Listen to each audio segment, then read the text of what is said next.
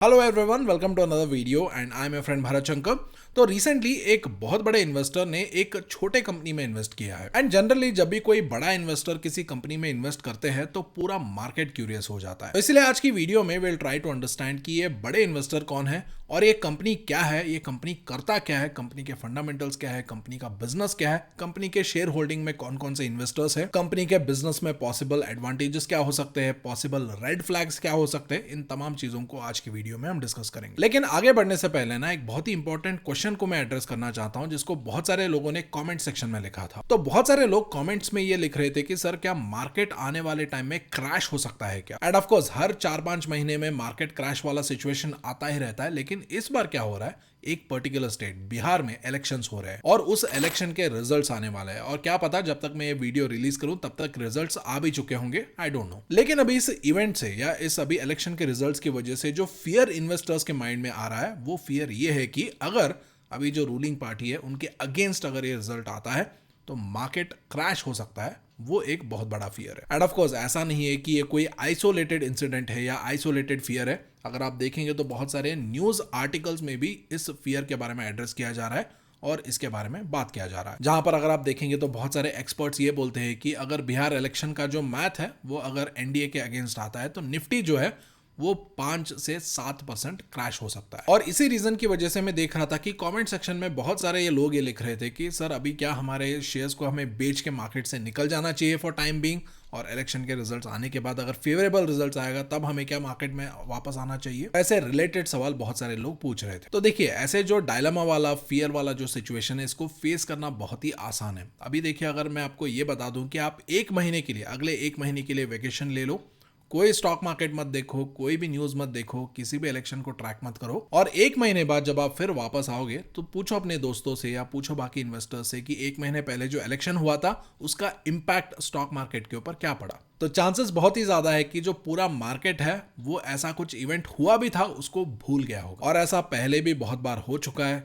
Covid आया था, Ukraine Russia का वॉर हुआ था, और इजराइल पैलेस्टाइन के बीच में कॉन्फ्लिक्ट हुआ था, इजराइल ईरान के बीच में कॉन्फ्लिक्ट हुआ था, ट्रंप ने टैरिफ डाल दिया इंडिया के ऊपर, बाकी दुनिया के ऊपर, इंडिया पाकिस्तान का कॉन्फ्लिक्ट हुआ था, यूएस रिसेशन में जाने का डर था, अभी भी डर है, और यूएसए में या पूरे स्टॉक मार्केट में बबल हो रहा है वो भी डर है, लेकिन फिर भी मार्केट इसको पीछे छोड़ के, इसको भूल के आगे बढ़ रहा है। तो इसी रीजन की वजह से अगर कोई लॉन्ग टर्म के लिए इन्वेस्ट कर रहा है, मीडियम टर्म के लिए इन्वेस्ट कर रहा है, तो उसको ये जो पॉलिटिक्स है, रिजल्ट्स है, इसके ऊपर फोकस कम करना चाहिए और कंपनी के अर्निंग्स के ऊपर, कंपनी के ग्रोथ के ऊपर, कंपनी का जो बिजनेस प्रॉस्पेक्ट है उसके ऊपर ज्यादा फोकस करना चाहिए। लेकिन वही अगर कोई शॉर्ट टर्म इन्वेस्टिंग करता है, स्विंग ट्रेडिंग करता है, तो डेफिनेटली उनको ऐसी चीजों को ध्यान में रखना होगा, जहां पर ऐसे सिचुएशंस को नेविगेट करने के लिए और रिस्क को मैनेज करने के लिए वो टेक्निकल एनालिसिस की मदद ले सकते हैं, जहां पर वो ट्रेंड एनालिसिस की मदद से या मोमेंटम एनालिसिस की मदद से मार्केट को गेज कर सकते हैं और उसके अकॉर्डिंग वो डिसीजन कर सकते हैं। एंड ऑफ कोर्स अगर आप टेक्निकल एनालिसिस सीखने में इंटरेस्टेड है तो मैं आपको बिल्कुल फ्री में सिखा दूंगा। और जो संडे को फ्री वर्कशॉप होने वाला है वहां पर मैं आपको एक बहुत ही सिंपल ट्रेड सेटअप सिखाने वाला हूं, जो आपको स्विंग ट्रेडिंग और शॉर्ट टर्म इन्वेस्टिंग करने में आपकी मदद कर सकता है। और इस वर्कशॉप में हम कुछ केस स्टडीज भी देखेंगे और उसको हम हिस्टोरिकल डेटा में बैक टेस्ट भी करेंगे, ताकि ये बुल मार्केट और बेयर मार्केट दोनों में कैसे काम करता है उसको आप अच्छे से समझ पाओ। और वर्कशॉप का लिंक नीचे वीडियो के डिस्क्रिप्शन और पिन कमेंट में है, जाके चेक कर लीजिए। तो चलिए अभी हमारे मेन टॉपिक के ऊपर वापस आते हैं। और रिसेंटली एक बहुत बड़े इन्वेस्टर ने एक छोटे कंपनी में स्टेक खरीदा था और उस छोटे कंपनी का नाम है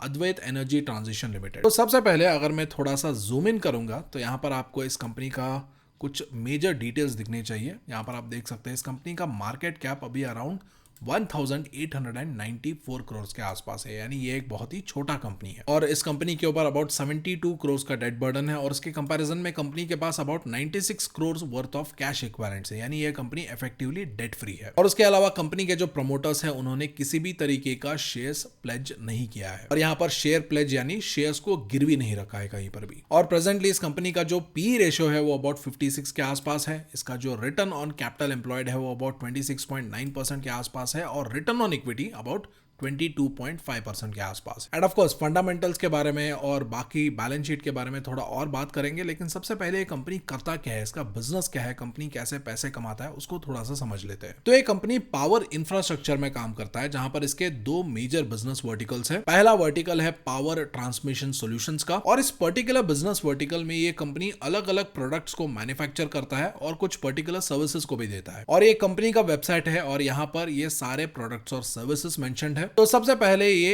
OPGW यानी ऑप्टिकल ग्राउंड वायर्स को मैन्युफैक्चर करता है, जो कुछ इस तरीके से दिखते हैं। और उसके बाद दूसरा ये कंपनी ACS वायर्स को मैन्युफैक्चर करता है, जिसको एल्यूमिनियम क्लैड स्टील वायर्स भी बुलाया जाता है। और उसके अलावा पावर सेक्टर में जो स्ट्रिंगिंग टूल्स का इस्तेमाल किया जाता है, ये कंपनी इसको भी मैन्युफैक्चर करता है। और उसके बाद अगर आप सर्विसेज देखेंगे तो ये लाइव लाइन प्रोजेक्ट्स का सर्विस प्रोवाइड करता है। और उसके अलावा अगर मान लीजिए किसी को अनइंटरप्टेड पावर सप्लाई चाहिए, जिसके लिए उनको ERS चाहिए यानी इमरजेंसी रिस्टोरेशन सिस्टम चाहिए, तो ये कंपनी वो भी प्रोवाइड करता है। तो अब तक जो हमने डिस्कशन किया वो कंपनी का पहला बिजनेस वर्टिकल था, और अभी हम बात करेंगे कंपनी के दूसरे बिजनेस वर्टिकल के बारे में। और कंपनी का जो दूसरा बिजनेस वर्टिकल है ये बहुत ही ज्यादा इंटरेस्टिंग है, और ये इंटरेस्टिंग इसीलिए है क्योंकि अभी बहुत सारे लोग ये स्पेकुलेट कर रहे हैं कि ये जो कंपनी का दूसरा बिजनेस वर्टिकल है वो फ्यूचरिस्टिक बिजनेस है, और आगे चल के इस पर्टिकुलर सेगमेंट में या इस पर्टिकुलर बिजनेस वर्टिकल में ग्रोथ का स्कोप ज्यादा हो सकता है। और ये बिजनेस वर्टिकल है क्या, उसको समझने के लिए हमें फिर से कंपनी के वेबसाइट के ऊपर आना होगा। तो ये जो दूसरा बिजनेस वर्टिकल है इसका नाम है न्यू एंड रिन्यूएबल एनर्जी। और यहाँ पर अगर हम थोड़ा सा स्क्रॉल डाउन करेंगे तो यहाँ पर हमें ये भी दिख जाएगा कि इस बिजनेस वर्टिकल में ये कंपनी करता क्या है। और यहाँ पर देखिए कंपनी ये बताता है कि they are pioneering electrolysis manufacturing for India's green hydrogen revolution. यानी इस पर्टिकुलर बिजनेस वर्टिकल में ये कंपनी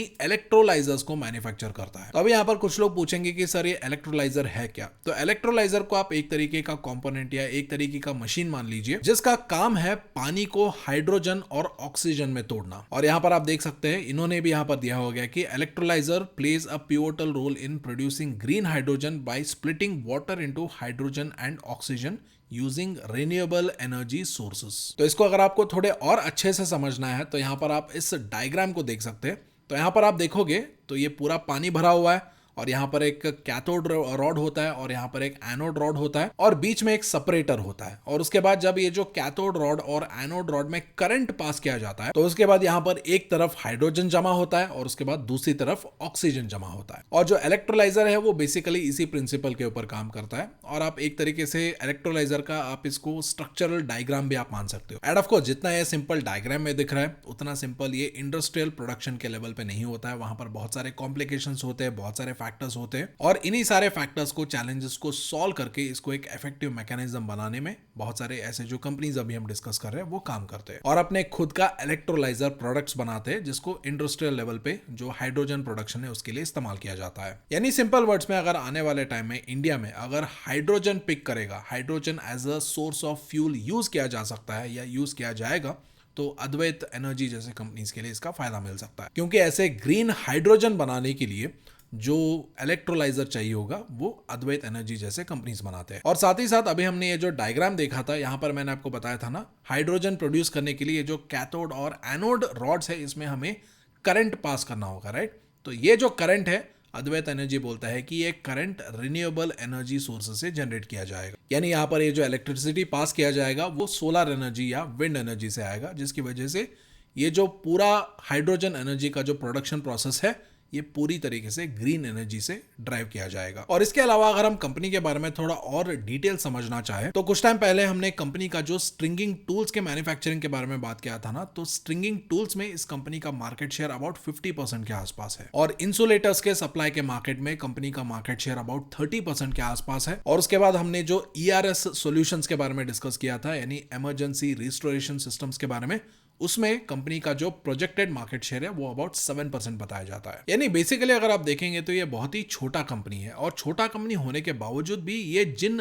निश सेगमेंट्स में काम करता है या ऑपरेट करता है, जैसे कि ये जो स्ट्रिंगिंग टूल्स वगैरह है, ये बहुत ही छोटे सेक्टर्स है, निश सेक्टर्स है। इन निश सेक्टर्स में ये मार्केट लीडर है। और उसके बाद अगर आप इस कंपनी का रेवेन्यू ब्रेकअप देखेंगे तो जो OPGW हमने कुछ टाइम पहले जो डिस्कस किया था, वहां से कंपनी को 32% ऑफ द रेवेन्यू आता है, और जो पावर डिस्कॉम प्रोजेक्ट्स है वहां से 31% ऑफ द द रेवेन्यू आता है। यानी बेसिकली वो प्रोजेक्ट्स जो पावर डिस्ट्रीब्यूशन कंपनीज प्रोवाइड करती है, जिनमें से बहुत सारे कंपनी सरकारी होते हैं। यानी हर स्टेट में, हर सिटी में एक डिस्ट्रीब्यूशन कंपनी होता है, जिनको हम बेसिकली इलेक्ट्रिसिटी का बिल भरते हैं ना, वो डिस्ट्रीब्यूशन कंपनीज। और उसके बाद स्टिंगिंग टूल से 16% ऑफ द रेवेन्यू, और ये जो HTLS प्रोजेक्ट है वहां से 11%, ACS से 6% और ERS से अराउंड 4% ऑफ द रेवेन्यू आता है। और उसके बाद अगर आप कंपनी का रीसेंट इन्वेस्टर प्रेजेंटेशन देखेंगे तो वहां पर कंपनी ये बताता है कि इनके पास प्रेजेंटली इनका जो ऑर्डर बुक है वो अबाउट 1070 करोड़ के आसपास है एज ऑफ 30th सितंबर 2025। एंड ऑल्सो यहाँ पर नोटिस करने वाली बात यह है कि ये जो ऑर्डर बुक में ये जो बहुत बड़ा ग्रोथ हुआ है वो लास्ट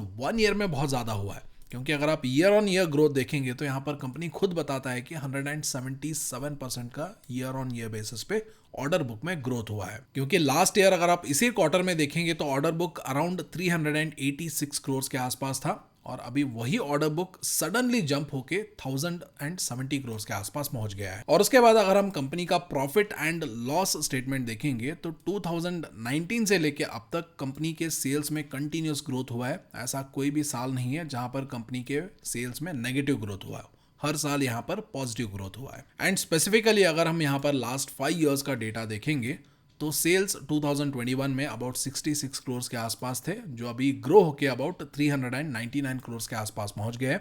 और अभी ट्रेलिंग 12 मंथ्स में ये सेल्स और भी ज्यादा ग्रो होके अबाउट 456 करोड़ के आसपास पहुंच गया है। एंड प्रॉफिट्स के भी अगर हम बात करें तो 2021 में प्रॉफिट्स 4 करोड़ के आसपास थे, जो अभी बढ़ के अबाउट 50 करोड़ के आसपास पहुंच गए हैं। और उसके बाद अगर हम कंपनी का बैलेंस शीट देखेंगे तो बैलेंस शीट में हमें यह दिखेगा कि ट्रेड रिसीवेबल्स में अबाउट 189 करोड़ के आसपास पैसा है। यानी ये 189 करोड़ कंपनी को आने हैं जो अभी तक आए नहीं है। एंड ऑफ कोर्स ये ट्रेड रिसीवेबल्स लास्ट 1 ईयर में बहुत ज्यादा बढ़ा है, क्योंकि मार्च 2024 में अगर आप देखेंगे तो ये ट्रेड रिसीवेबल्स अबाउट 43 करोड़ के आसपास था, लेकिन अभी यही ट्रेड रिसीवेबल्स सडनली बढ़ के 189 करोड़ के आसपास पहुंच गया है। और ये ट्रेड रिसीवेबल्स क्या है? ये वो पैसा है जो कंपनी को आने हैं जो अभी तक आए नहीं है। यानी कंपनी ने कस्टमर को या क्लाइंट को सर्विस दे दिया है, प्रोडक्ट दे दिया है, लेकिन अभी क्लाइंट या कस्टमर को पैसा अभी कंपनी को देना बाकी। और यही पैसा जो है वो बैलेंस शीट का जो ट्रेड रिसीवेबल सेगमेंट होता है वहां पर जमा होता है। और ट्रेड रिसीवेबल्स जो होता है वो डेफिनेटली कंसर्निंग होता है, क्योंकि ट्रेड रिसीवेबल्स का पैसा अगर मान लीजिए कोई क्लाइंट जो है या कस्टमर जो है जिन्होंने सर्विस लिया है, प्रोडक्ट लिया है, लेकिन आगे चल के अगर वो पैसा जो देना है अगर वो डिफॉल्ट कर देते हैं